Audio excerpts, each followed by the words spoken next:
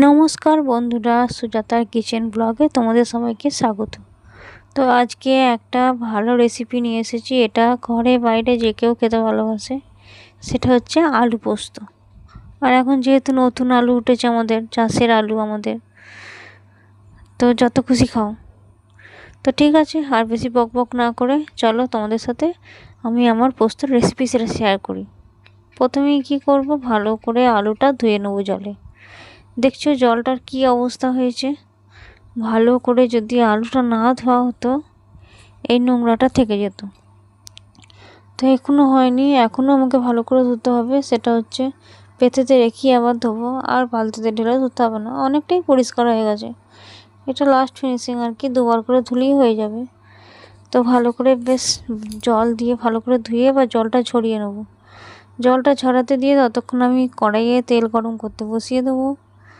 তো কড়াইটা তো বসিয়ে দিয়েছি গ্যাস জ্বালিয়ে। এবার দিয়ে দেবো হচ্ছে পরিমাণ মতো সর্ষের তেল। সর্ষের তেলে আমি পোস্তটা করব। তোমরা সর্ষের তেলে করারই চেষ্টা করবে, ঘি বা রিফাইন অয়েল দিয়ে করবে না।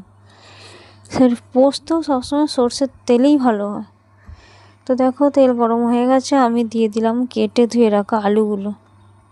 এবার ভালো করে নাড়াচাড়া করতে হবে খানিকক্ষণ, মোটামুটি ওই যতক্ষণ না বেশ ভাজা ভাজা হচ্ছে ততক্ষণ পর্যন্ত ভালো করে নাড়াচাড়া করতে হবে। যদি পারো একটু নুন দিয়ে দেবে, তাই আমি একটু নুন দিয়ে দিয়েছি। এই নুন দেওয়ার পর নাড়াচাড়া করে ভালো করে নাড়াচাড়া করতে হবে করে, আর ঢাকা দিয়ে রেখে দিলেই পোস্তর মধ্যে কিন্তু, পোস্ত বলছি, আলুর থেকে কিন্তু জল বেরোবে।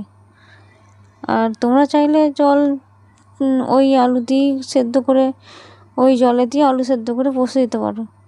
মানে সেটা একদম সেই ভাজা ভাজা ঝরঝরে আলু ভাজা মতন পোস্ত ভাজা হবে, ওটাও ভালো হবে খেতে। কিন্তু নতুন আলু তো, আলু শক্ত হয়ে যায়।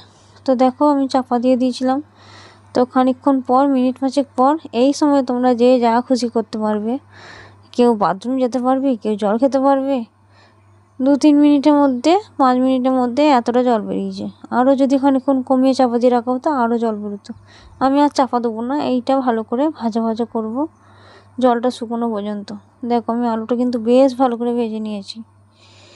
যতক্ষণ না লাল লাল হয়েছে, ধরে ধরে গেছে তলায়, ততক্ষণ আমি ভেজেছি।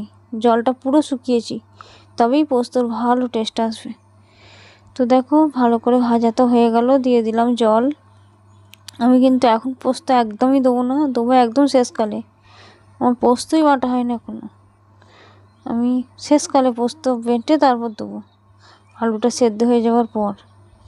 তো দেখো এখন জল দিয়ে দিয়েছি পরিমাণ মতো, তোমরা তোমাদের পরিমাণ মতো দেবে। কেউ যদি ঝোল ঝোল খেতে চাও, এই আলু পোস্তটা ভালো লাগে ঝোল ঝোল খেতে। আমিও করি মাঝে মাঝে, সন্ধ্যেবেলার দিকে করি। তো গ্যাসটা একদম মিডিয়াম ফ্লেমে রেখে দেবো। তো এখানে দেখো খানিকক্ষণ চাপা দেওয়ার পর আমি আলুটা আবার খুললাম। আলুটা সেদ্ধ করতে বসিয়ে দিয়ে আমি অনেক কাজ সেরেছি, পোস্ত বেটেছি। তো তারপর আলু সেদ্ধ হয়েছে দিয়ে তারপর আমি আবার তোমাদের সামনে এলাম। সব কিছু তো আর বলা সম্ভব না, খুন্তির সাহায্যে আমি একটু আলুগুলো ভেঙে ভেঙে দেবো। দিয়ে তারপর আমি পোস্তটা দেবো, আর একটু লঙ্কার গুঁড়ো দিয়ে দিয়েছি। লঙ্কা বাটিনি, লঙ্কার গুঁড়ো দিয়ে দিয়েছি। লঙ্কাটা শিলে বাটলে না আমার হাত জ্বালা জ্বালা করে।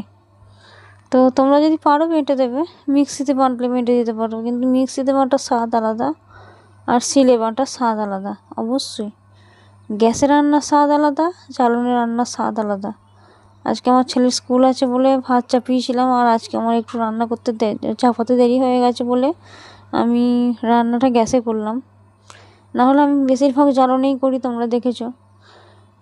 কালকে আগের দিনে যে ভিডিওটা দিয়েছি এপি, ওটা সন্ধ্যেবেলা করেছিলাম বলে গ্যাসে করেছিলাম, নাহলে আমি গ্যাসেতে করি না, জ্বালানি করি। তো চলো আমার পোস্ত রেসিপি হয়ে গেল, তোমাদের কেমন লাগলো অবশ্যই জানিও।